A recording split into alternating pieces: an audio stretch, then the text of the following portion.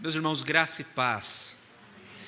É uma imensa alegria estar com cada um dos irmãos nessa noite que é tão importante para a vida da igreja, tão importante para o nosso calendário litúrgico presbiteriano, e nessa noite também que tenho a oportunidade de rever a cada um dos irmãos, abraçá-los, nesse período já que é de despedida aqui da região de São Paulo para esse novo campo ali na cidade de Tatuí. É pertinho, aproximadamente 2h40, dá para os irmãos irem lá me visitar. Eu quero imensamente agradecer ao reverendo Tiago pelo convite, a homologação desse convite por parte do conselho, e roguemos ao Senhor que o nosso Deus fale aos nossos corações pela sua palavra.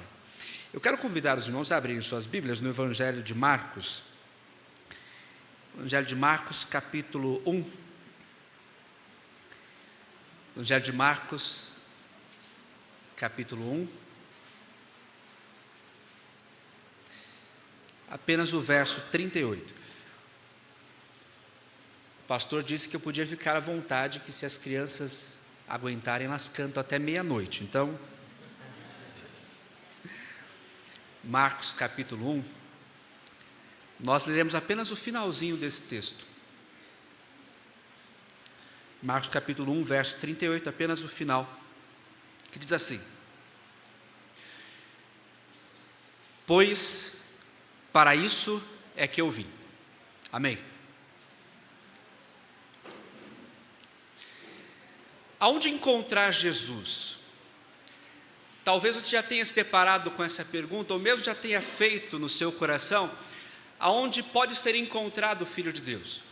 E você tem um conhecimento teológico, naturalmente, que sabe muito bem quem é Cristo. Você o conhece como o Criador de todo o universo, você sabe que Ele é o Senhor de tudo que existe, bem como tem plena compreensão de que todas as coisas que vieram à existência vieram por conta da sua presença, da sua ação e do seu contínuo poder na criação de todas as coisas. Você sabe que Ele é Deus, você sabe que Ele é Senhor absoluto de tudo. E, portanto, naturalmente, a nossa criação, a nossa mente começa a projetá-lo como naqueles ambientes maiores, naqueles ambientes grandiosos, e naqueles ambientes que realmente chamam a nossa atenção por serem tão pomposos, organizados, e aqueles contextos em que Ele é definitivamente aclamado como Rei e como Deus. Só que vejam, quando você lê o Evangelho, quando você passa pelas páginas do texto bíblico, você encontra o Jesus nos lugares mais estranhos que você pode imaginar. Você encontra Jesus, por exemplo, dentro de uma embarcação que está sendo lançada de um lado para o outro por conta de uma tempestade. Você encontra Jesus também dentro da casa de pessoas que não eram muito queridas daquela sociedade. Você encontra Jesus, por exemplo, na casa de um publicano, que era um cobrador de impostos. Você encontra Jesus numa festa de casamento. Isso é excelente. Só que você encontra Jesus numa festa de casamento que tem tudo para dar errado. Você encontra Jesus dentro de uma estrebaria, e ali, cercado por alguns seres, num contexto muito simples, você poderia vislumbrar aquele que é o Filho de Deus, aquele que é o Senhor de todo o universo. E nesse texto você encontra Jesus num daqueles lugares improváveis, aquele lugar que você talvez não gostaria de estar, e mesmo aqueles que lá estão por uma necessidade ou física ou mesmo espiritual, mas sabem que ali é um contexto terrível, como nós acabamos de ouvir, o contexto de deserto. Agora você precisa reconstruir talvez todas aquelas ideias que você tem sobre Jesus. Ele é e continua sendo o Senhor de todo o universo, Ele continua sendo o Deus Altíssimo, Criador de todas as coisas, Rei dos reis e Senhor dos senhores, como você muito bem sabe. Só que Ele é tudo isso dentro de um deserto. E quando você passa a ver os evangelhos, você consegue constatar que não é a única vez em que Cristo está no deserto, e nem será a última vez que o Filho de Deus encarnado se encontra num ambiente tão hostil, tão problemático como é este deserto. Mas a nossa mente começa a vagar um pouco mais, e começa a pensar o que faz Cristo estar ali. O que move o coração do nosso mestre a estar não só em lugares inapropriados ou lugares em que nós mesmos não gostaríamos de estar, como ele mesmo se dispor a agir em missão, a trabalhar e fundamentalmente a salvar pessoas neste contexto. E não pense que você é o único, talvez, a criar uma série de ideias e a imaginar com várias possibilidades por que Jesus estaria ali. Na verdade, esse é um problema que os próprios apóstolos tiveram que lidar. Dentro desse contexto da passagem, você observa que Jesus, dentro daquele deserto, é importunado por um homem chamado Pedro. Você se lembra dele? E você se lembra que Pedro é um daqueles apóstolos que fala mais do que deveria, que é um homem muito rápido em resolver as coisas, que às vezes faz o que não deveria fazer, e um homem muito intrépido. Você se lembra disso? E ele é um homem que vai importunar Jesus, dizendo: Jesus, o que o Senhor está fazendo aqui? Tem um monte de gente te procurando, tem uma multidão querendo ouvir você mais uma vez, uma multidão querendo os seus milagres, tem muita gente querendo se encontrar contigo. O que o Senhor está fazendo dentro desse deserto? E vejam, quantas vezes nós não nos perguntamos o mesmo? E justamente porque nós temos uma compreensão de Jesus que não se adequa àquilo que a Escritura revela. Nós imaginamos um Jesus distante, nós imaginamos um Jesus inacessível, nós imaginamos um Jesus extremamente popular. Aliás, é digno de nota que muitas vezes nós criamos essa imagem de Jesus e queremos anunciá-lo como se ele fosse essa própria imagem que nós projetamos. Mas um texto como esse nos mostra o contrário. E dentro dessas poucas palavras que nós lemos deste trecho de Evangelho, se concentram as informações essenciais, os princípios essenciais que movem o coração de Jesus, que movem a mente de Jesus, que movem as ações de Jesus e que o colocam dentro daquele deserto e outros muitos desertos, não só literais como também metafóricos, e que fazem toda a transformação que existe nas nossas vidas. Porque Jesus faz aquilo que nós podemos, aliás, aquilo que nós não podemos fazer. Jesus constrói aquilo que nós não podemos construir. E o seu ministério se fundamenta em entrar na nossa triste realidade para trazer profunda transformação. A abertura do texto é muito evidente, é muito clara para você e para mim que lemos a passagem. O que move Jesus a estar naquele contexto tão difícil, em primeiro lugar, é o fato dele orar. Talvez você tenha, ao ler o Evangelho, algumas surpresas. Porque quando você percebe quem é Jesus, talvez aquela inclinação que você tenha naturalmente é pensar o seguinte: Jesus não ora, Jesus não precisa orar, Jesus não tem pecado, Jesus é Deus, Jesus é capaz de transformar realidades distintas, ou seja, se Ele quiser transformar pedra em pão, Ele transforma, se Ele quiser curar pessoas, Ele transforma e cura, Ele faz exatamente o que Ele bem quiser. Jesus não precisa orar. Só que você passa os olhos nos evangelhos e você se constata, talvez de forma assustadora, que o Filho de Deus é aquele que não só ora pontualmente, como ele constrói uma vida em oração. Eu não sei quantos de vocês já leram o Evangelho de Lucas. O Evangelho de Lucas é um grande evangelho, é um evangelho em que há uma precisão histórica extraordinária, e um evangelho que fala muitas vezes sobre o ritmo de vida de Jesus relacionado à oração. E talvez você pense assim: Jesus orava pelo quê? Por que Jesus intercedia? Ou por quem Jesus intercedia? Se Ele é Deus sobre todas as coisas, como de fato Ele é, Ele orava pelo quê? E nós não temos muitos modelos de oração de Jesus. Nós temos a oração que Jesus nos ensina a fazer e temos pontualmente o texto bíblico dizendo algumas coisas. E uma das coisas que Jesus é apresentado como sendo aquele que ora, é quando o texto nos mostra que Jesus ora para dar graças. Então, em algumas refeições, você vê que o Filho de Deus ergue os olhos ao Pai, dá graças por refeições.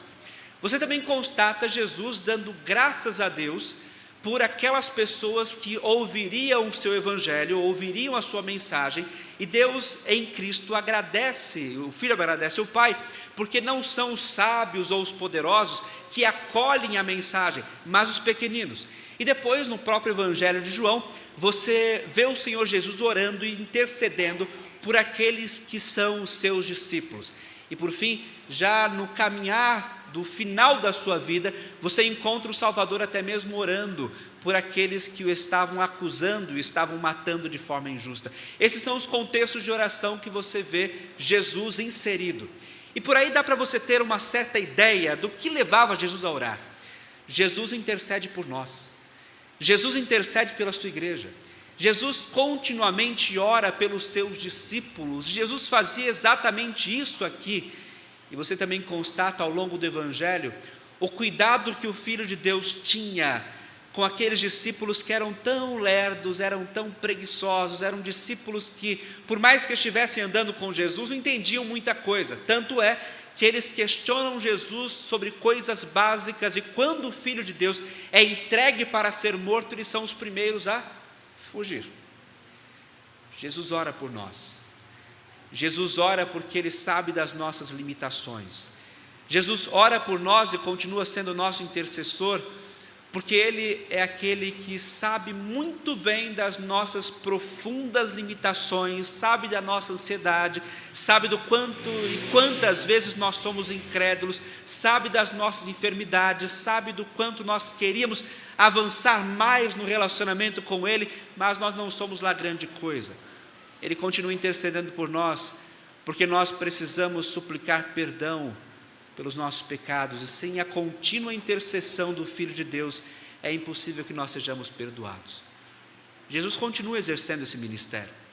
Jesus, assim como nesse contexto aqui, orou, continua orando pela sua igreja.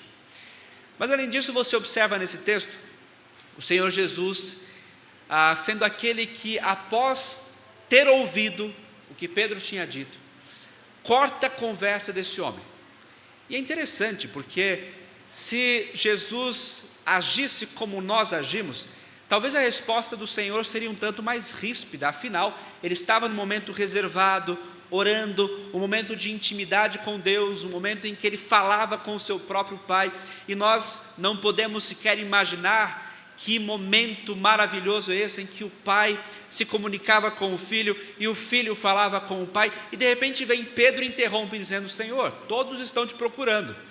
Jesus, se agisse como nós, certamente seria muito mais ríspido. Talvez mandaria Pedro caçar serviço, procurar alguma coisa para fazer, ia mandar Pedro pescar, mas Jesus pacientemente não responde. E se vocês olharem no texto, Jesus não dá praticamente nenhuma resposta para Pedro. Na verdade, o que o nosso Salvador faz é reafirmar aquilo que ele já tinha vindo fazer, porque ao levantar-se daquele momento de oração, apesar do barulho de Pedro e do incômodo daquele apóstolo, o Salvador diz o seguinte: vamos sair daqui e vamos pregar. Eu quero pregar e quero anunciar o Evangelho, afinal foi para isso que eu vim. O ministério de Jesus é um ministério marcado por muitas coisas. Você sabe que ele é capaz de entrar em profundos debates com os fariseus, ou com os saduceus, ou até mesmo com os sacerdotes, por mais que muitos sacerdotes fossem também saduceus. Você sabe também que o milagre ou os milagres de Jesus fazem parte profunda de todo o ministério de Cristo. Ele é aquele que fazia o que nenhum médico conseguia fazer. Ele solucionava problemas que nenhum outro conseguia solucionar. E, sobretudo, ele era aquele que entrava nas realidades mais tristes das pessoas e simplesmente com um gesto, com um olhar e com uma palavra, ele era capaz de libertar. Mas, apesar do que muitos tentam fazer hoje, enfatizando milagres ou coisas do tipo, Jesus está muito cônscio de que o seu ministério é marcado pela pregação. Jesus vem anunciar o Evangelho. E uma passagem muito interessante dentro desse sentido é quando apresenta um paralítico para o Filho de Deus. Você se lembra dessa passagem? Uma multidão cercando a casa de Jesus, não conseguiam entrar com esse paralítico, abrem um espaço no teto, descem o homem e colocam-no em frente ao nosso Redentor. Jesus tem tudo para finalmente curar aquele homem, e de fato curaria. Mas o que Jesus diz àquele homem antes é o que será característico de todo o seu ministério. Porque ele fala o seguinte: filho, tem bom ânimo, os teus pecados estão perdoados. Aqui é o anúncio do Evangelho. Aqui é o anúncio daquilo que Jesus vem fazer. Aí está a razão de Cristo entrar nessa realidade tão triste, tão suja, tão marcada por aquilo que lhe é antagônico. E o fato dele ir às aldeias, ele entrar em grandes cidades, ele entrar em pequenas cidades, tem principalmente o propósito de, ao abrir a sua boca e olhar nos olhos daquelas pessoas, anunciar o Evangelho, anunciar a salvação. Afinal, se você considerar bem a sua existência, se você considerar bem os seus dias, se você considerar até mesmo todas as possibilidades que tem diante de si, existe apenas um resultado: desastre. Porque a construção da nossa história antes de Cristo é um desastre, a continuidade dela sem Cristo é um desastre, e o nosso futuro certamente será um desastre. Por isso que ele entra na história, e ao entrar na história, o Senhor do universo se encontra com pecadores. O Deus de toda a criação se encontra com as pessoas mais tristes e mais profundas, no sentido trágico que você pode imaginar. E ele de repente anuncia o Evangelho. E por isso que essa palavra é tão significativa para nós, porque certamente você sabe, mas o Evangelho significa boa notícia. Uma boa notícia se dá àquele que está desesperado. Uma boa notícia se dá àquele que está em desalento, àquele que está quebrado, e todos nós estávamos quebrados antes do encontro com o nosso Salvador. E ele vem, e ao vir, nós ouvimos as palavras que irrompem no nosso coração e transformam absolutamente tudo. Filho, filha, os teus pecados estão perdoados. É isso que ele veio fazer. E por isso que esse finalzinho de texto, como você pode observar, e aqui nós lemos, pois para isto é que eu vim, significa que ele entra na esfera dessa nossa história marcada pela tristeza, pelo pecado e fundamentalmente pelo distanciamento de Deus, e ele é aquele que vem interceder por nós, e é aquele que vem estabelecer, ou melhor, restabelecer a união com o nosso Senhor. Vejam, Cristo não só entrou nesse deserto para orar, mas Cristo entrou num deserto muito mais profundo, porque o Deus Santo, ao tocar os seus pés neste solo imundo desta terra, era certamente o entrar no deserto. Ao observar os corações humanos que são marcados por destruição, marcados por desalento, marcados pelos pecados, ele entrou também no deserto. E ao entrar nesse deserto, ele fez aquilo que ninguém poderia fazer. O final desse texto mostra Jesus, dentro desses contextos todos, dentro desses ambientes de pregação, e as pessoas sendo libertas. Imagine o seguinte: Jesus prega e as pessoas são salvas.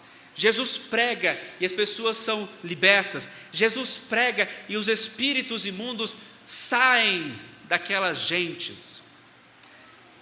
E vejam, Jesus prega e é capaz de libertar a cada um de nós. Como libertou? E talvez você fale assim: mas pastor, eu nunca pequei, afinal, nunca matei, nunca me prostituí, nunca roubei ninguém, nunca falei mal de ninguém, nunca senti inveja de ninguém. Mas será que só isso se constitui o pecado? Primeira pergunta é mais profunda, né? Será que realmente você não fez isso? E mais, será que é só isso que se constitui o pecado? Uma vez que na concepção do nosso Senhor, o pecado é muito mais profundo. O pecado é aquilo que faz com que a sua mente de repente se lance a odiar de forma tão intensa um irmão, uma irmã seus, que a tal ponto na sua mente você já o matou. ou na sua mente você já adulterou, ou na sua mente você já sentiu inveja. Então percebam, o pecado é muito mais complexo do que você pode imaginar, e dentro dessa condição, todos nós estamos fadados à queda, à destruição e ao pecado, até que entra Jesus em nossa história. E ao entrar, Ele é capaz de nos tirar de situações das mais graves, até mesmo aquelas situações que você imaginava que não eram grande coisa, mas que de repente foram limpas e perdoadas. Por isso não é estranho você ouvir o testemunho de pessoas que dizem assim: de fato eu nunca roubei, de fato eu nunca matei, de fato eu nunca fiz nada socialmente equivocado ou moralmente equivocado, mas quando eu me encontrei com o Senhor e quando Ele me encontrou, a minha vida se fez totalmente diferente, porque o pecado é mais profundo. É isso que Ele vem fazer conosco, é por isso que Ele continua a interceder por nós, e é isso que Ele veio trazer: salvação. Você o encontra num lugar estranho como um deserto ou como uma manjedoura, mas você encontra também o mesmo princípio de atuação, o Cristo que entra nos lugares mais terríveis como as nossas vidas, para ali interceder por nós, para ali proclamar que existe saída, que existe perdão, que existe reconciliação, que é possível ter paz com Deus. Mas além disso, o nosso Salvador nos vem ensinar sérios princípios.